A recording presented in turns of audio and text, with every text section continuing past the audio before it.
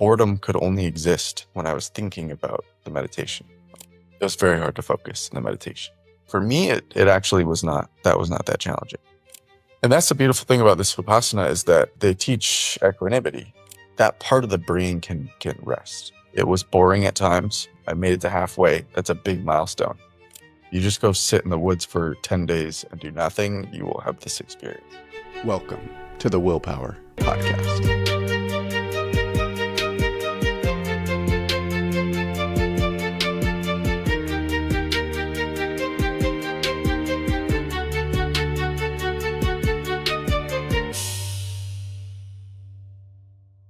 So this will be our first solo episode. And I'm doing it for a couple of reasons. So we have done 59 episodes. And I'm not sure when this comes out. I think it'll be 59. So almost 60, over a year of recordings. What I'm looking for is a bit more clarity and direction, purpose. I feel like the first year of a podcast is just doing the reps and just proving to myself that I can be persistent and stick with something, get practice talking. And at this point, I'm ready to get things moving. Also, I'm going to be traveling the next month or so. And so solo episodes make more sense. That's not to say that every episode will be just me, but it is to say that there may be some thrown in there as I am moving around and don't have someone. I would like to maintain the 1 a week structure and not fall off of that, because for me, that's everything. Having a schedule, having expectations around when something happens is what motivates me, what keeps me going. Let's get into some shit for today.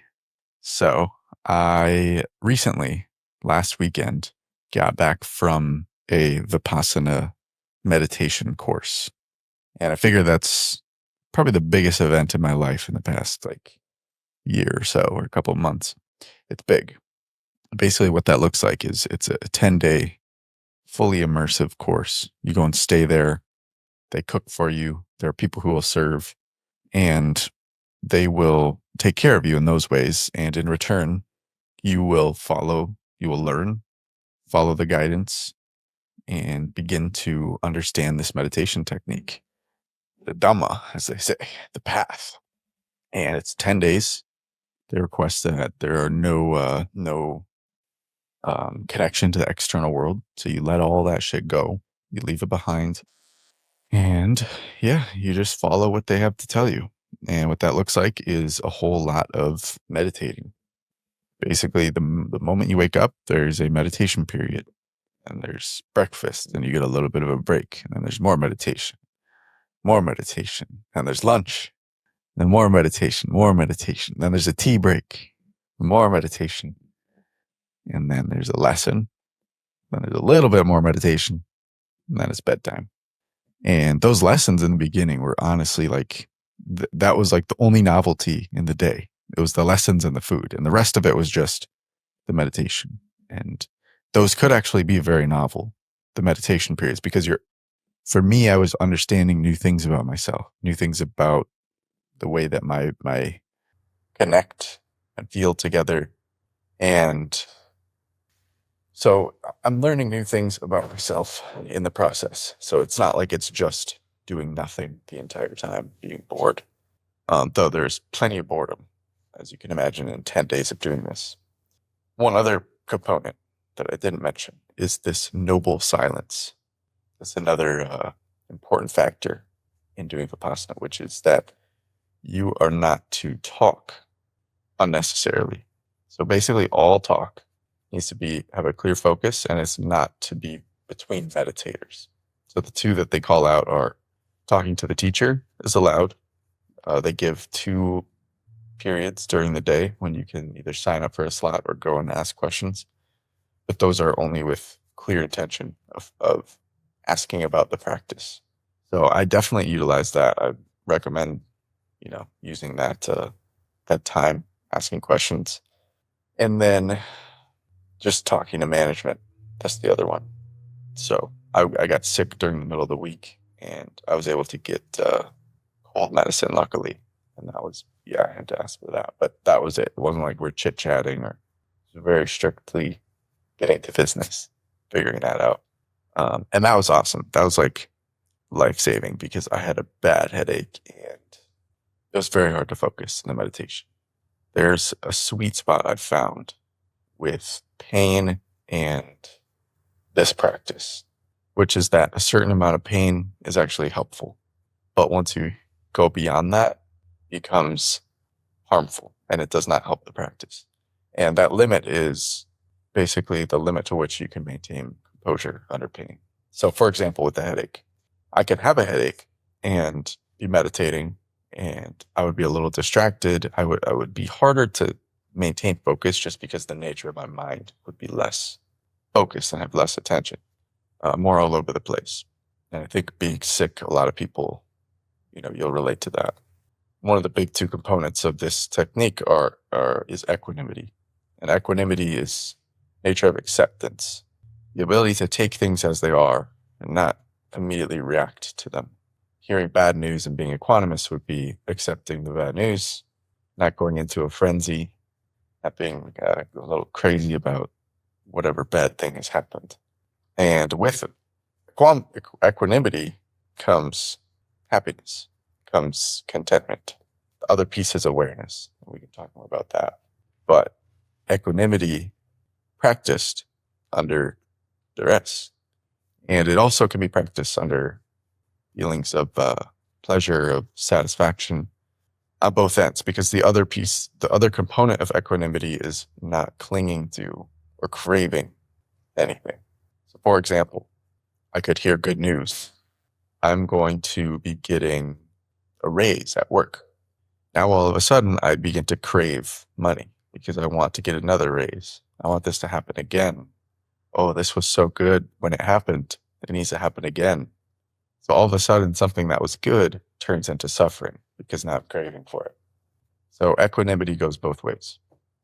Now, returning to the conversation of the headache, being in pain gives a great opportunity to practice equanimity.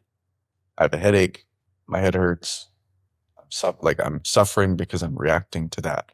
It's an opportunity to catch that reaction when it comes. I notice the headache. Okay, it's throbbing a little bit. And then all of a sudden I think, I want this to stop right now. I hate this. That's where the equanimity breaks down. Now, there can be moments of equanimity interspersed in there. And that's what I think a lot of people notice. That's what I noticed for sure. But if the pain is so bad that you cannot be equanimous because your brain is not yet accustomed to equanimity in the face of pain like that, then it's not helpful. So meditation under the conditions of sickness can be very powerful. But if the sickness is overwhelming, then it probably won't do you any good. I noticed that with pain, because there are periods of sitting where you are asked not to move. That's a part of the practice. Don't move. Just sit in one posture. Don't change postures. Being there will cause pain. Not moving for an hour causes, there will be pain. And there are moments of acceptance of the pain, and there are moments of rejection and aversion, wanting it to go away. I found that the only times I really was disliking or hoping the session would end soon was moments when I was feeling averse, or moments where I was thinking about the pain. All of the moments where I was just accepting the pain, or just feeling the pain, or just noticing it purely as a sensation rather than as a reaction, as a story, as a thought, those moments I never even had the inkling of the thought that was, when is this going to end? Similar to just boredom. Boredom could only exist when I was thinking about the meditation, when I was thinking about when it would be over. Any time that I was fully enveloped in the practice of the meditation and noticing the sensations and noticing the breath, I could not, there wasn't a space in my mind to be bored or to be waiting for it to end or hoping that it would end. That literally could not exist. So that's where the awareness comes in. Strength of the mind and the attention, and the stronger the awareness, the less room there is for those other pieces. So, anyways, going back, I got sick for part of it, 10 days total. I think the noble silence is a very interesting concept. So for me, it actually was not that challenging. Being around people and just not talking, not like making eye contact, that felt okay. It kind of made things easier because you don't have to like, I don't know, a big part of my brain can be wrapped up in this whole like social component. How do I interact with this person? This person? Okay, who is this person? How do they get along? You can just shut that off because no one's talking. No one is really like, there's some kind of subtle interactions that would occur, but no direct social anything. So that part of the brain can rest. And I think that's a reason why they do that is it makes getting into that state of like focusing on the internal experience much easier. And there's more continuity in that because I wasn't constantly being pulled out of it, talking with someone or doing whatever. The challenge of 10 days. So going into it, that's kind of what I was thinking was like, this is going to be fucking hard. This is really going to suck. And it definitely was challenging. There were like moments where I was pushed to my limit. There was one moment I could think of where I could not get my brain to focus. My mind was like continually being pulled up to notice my eyes in a weird way that I can't explain. It was some kind of compulsive movement that was just like hijacking my attention. And it was happening just like repeatedly, like 3 times every second. Boom, boom, boom, boom, boom. So anytime I would try to notice sensation somewhere else, I'd be pulled away. And it brought me to this crazy point of frustration. There were moments of trying to be equanimous within that. And then I got to a breaking point and I couldn't do anything about it because we're in this like hour-long meditation. No one is to leave. Okay. So I have to just accept that this sucks right now. I am so frustrated, so angry. I'm like to the point of tears sitting in this whole group of people. I can't even like leave. I can't do anything about it. Can't even leave the meditation hall. That was one. And that was a good practice of equanimity because I'm in this overwhelmed state and I have to bring myself back into like, okay, I don't have the attention right now. My mind, I don't know how to make it focus on sensations. How can I be okay with that? Because that's the way it is. I can't control that. That's how it is. How can I be okay with it? That's a great practice for life. Because it's one thing to say like, how can we accept when things happen in the external world? Then there are also things in our internal worlds that happen that we do not have control over. You know, like if I have no energy one day, it's not to say I should just lay on the couch and watch TV, but it also doesn't mean I can't accept that I have low energy right now. And it's not something there are actions I can take to change that. But in this exact precise moment, that is the reality. That is not something I can change in this moment. And shaking my fists and beating myself up over it does not change that. So having equanimity, not only with external events, but with internal states, that is true grace. And that's a really, strong lesson that can be taken from Vipassana. Other very hard moments. I think that was definitely the hardest moment in isolation. There were others that were just like recognition of where I'm at and like how this is moving. I had one on the second day where I was just brought to a dark place.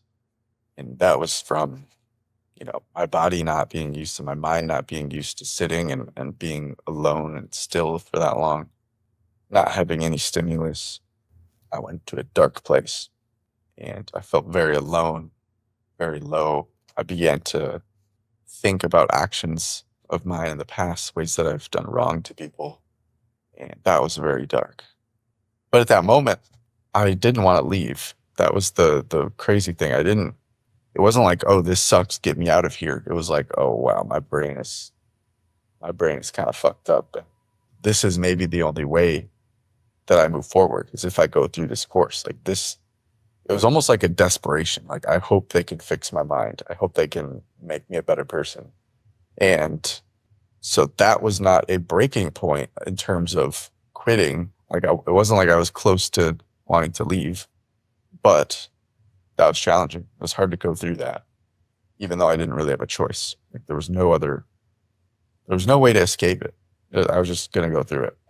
So I take back what I said. Those were the two standout moments. Then there were a couple moments interspersed throughout the week of just kind of like a dull boredom, longing to be done.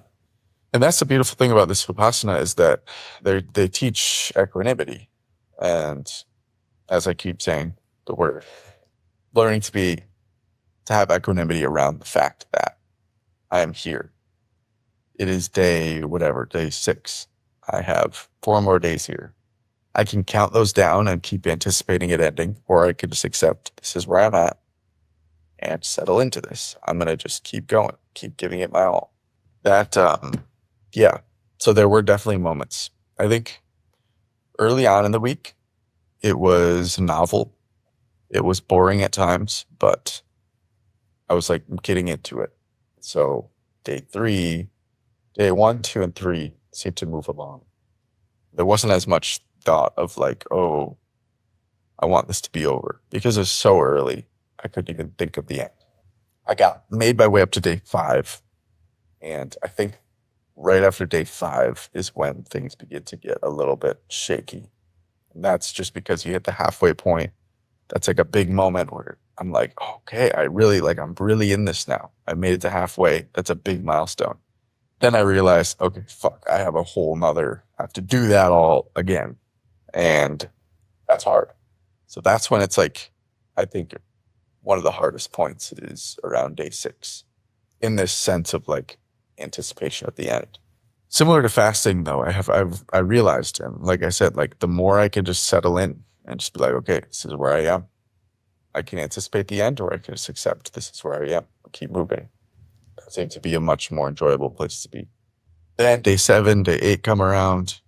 It feels like I should be excited because I'm almost done. But then I'm like, the more excited I get, the more I realize like, oh, fuck, there's still 2 more days or 3 more days.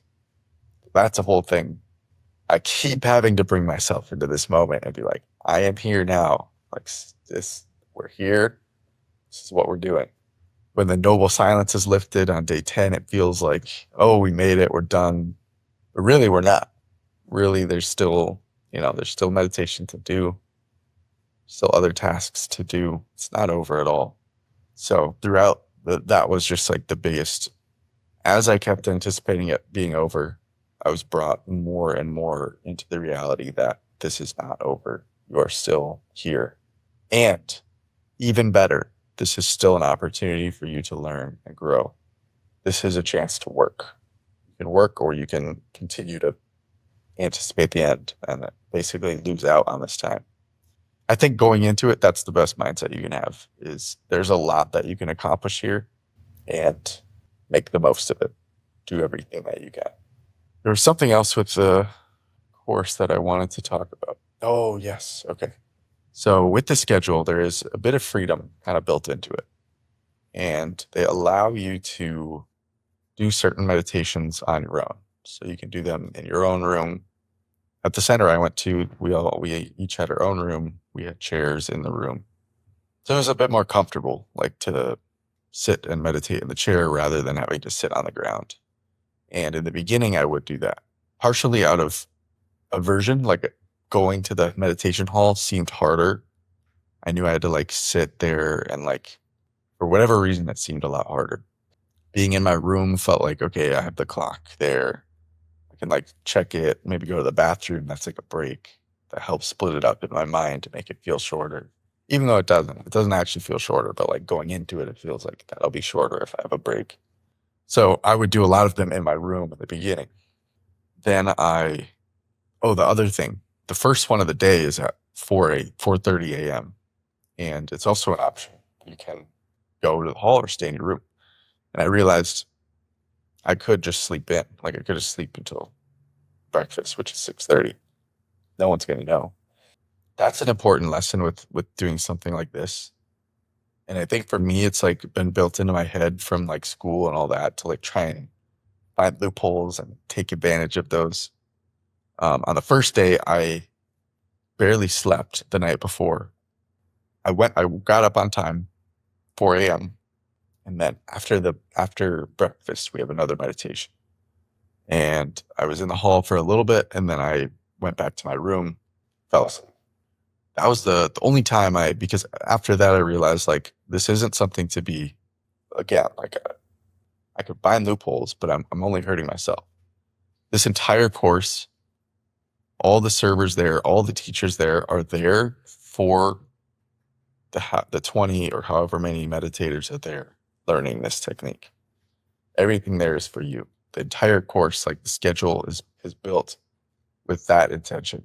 So I realized that I can try to take advantage of this and like try to, find ways to make it easier for me, but really it's only costing me. So slowly I would add on day by day. I would go to more of the meditations and like stick them out in the hall. By the end, I was doing every single, like the entire meditation schedule I was following in the hall, not doing any in my room. One other piece.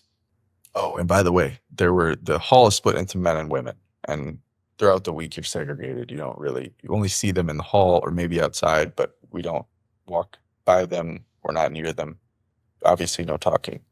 When I would stick through all of the meditations, there were only a couple other guys out of 20. There were 2 other guys that would always make it to the end.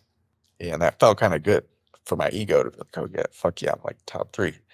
And then I would look over at the female side, and there were like every time at least 10 women who would stick through to the end of each meditation. So that was kind of funny to see. Like the men were definitely lacking on that front. One other component though of talking to the teacher for me, and this might just be a me thing. I don't know if other people have the same psychological predilection, but in the early meditations, I was noticing that I was checking the clock a lot, and I just had a strong desire to look back and see what time it was, see how much longer we had.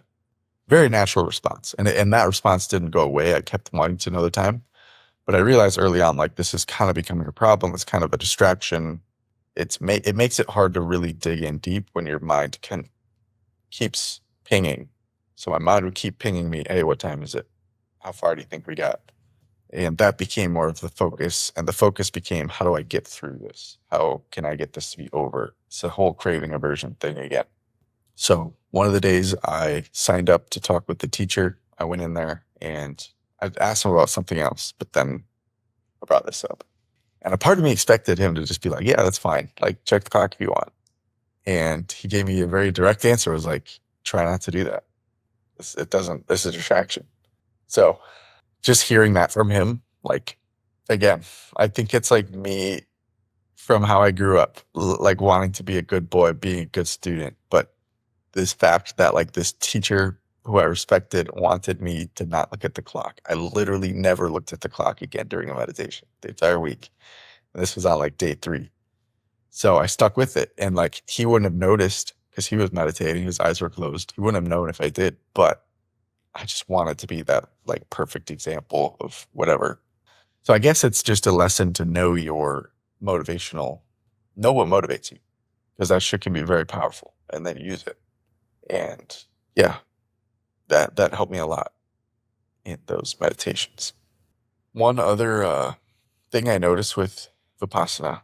So along the way, I'm learning this technique. I'm following it to a T as well as I can. And then at the same time, my mind is going through this experience, which is not having stimulus that it is used to, and also sitting much longer than it is used to, and being uncomfortable a lot more than it is used to, and not moving in ways that it is used to. Like I didn't work out, I didn't run, eating different foods. So that's one component, is doing this whole Vipassana, learning it. Other one is the no stimulus and the places that your mind goes, the thoughts that begin to come up. Felt like I went through like different sections of my life throughout the week. Like one week was like learning about the last 2 years of my life, reflecting on those. Then I began to go back farther, thinking about high school. Like, oh, this thing happened, this thing, or college, this thing happened, this thing. Remember that story. And I remembered a lot of things that I have not thought about in years, like things that just were gone to the void. And I got to reflect back on a lot. Like I said, there was a moment where I really just felt very regretful about how I've shown up as a person in certain circumstances. So I think that is just by nature of having a still mind for that long. That doesn't matter whether you're doing Vipassana or what. You just go sit in the woods for 10 days and do nothing, you will have this experience. You will revisit all of these things from your past. You'll get to process, I believe. I'm not really sure, but I feel like I've definitely processed things that were open loops that just have been pushed back in the to the back of my psyche. And now I got to bring those back, iterate over, see them with the mind that I have now versus the mind that I had then. See them differently, understand them from a different perspective. It's hard to understand things from being in the middle of it, but once you get outside of it, you can see it. So that's another aspect. So moving forward, I'm planning to continue this Vipassana practice. They recommend that continue it. You do at least 1 hour in the morning and 1 hour in the evening every day. I've been keeping that up. It's only been about 5 days since I left, but I plan to continue that. For anyone listening, interested, I highly recommend it. It's not going to be easy, but it's going to really change your life, I think. I don't know if there's a way that it doesn't change your life unless that's already the way you live. Like if you're a monk and you go do this, maybe it will just be like a continuation of the way you live. But I think for the majority of people, 99%, this would be such a shakeup. Even if you don't care about the Vipassana part, the practice itself, you throw that away. Going through this kind of challenge, there's so much to be taken from it. And it's also free. It's completely donation based. So I would recommend you try it. And if you feel like you took value from it, then donate whatever feels right to you. That's all I got for today. Been an awesome first solo episode. I've never done this before. I'm going to try to maintain these. So I will do guest episodes and then interspersed with solo episodes. I will try to pick a topic as well, so they're more directed, including with guests. We're going to try and go more deep on specific areas. That is it for today. To keep up with me, you can check out the website, williammulvaney.com. Sign up for the newsletter there. That's probably the best way that you'll just get regular updates. I am shooting to send out weekly newsletters. So whatever the thing is that week that I'm doing or that I'm thinking about, that'll be included in there. Check that out. Feel free to go to YouTube, Spotify, wherever you're listening and follow just to keep up.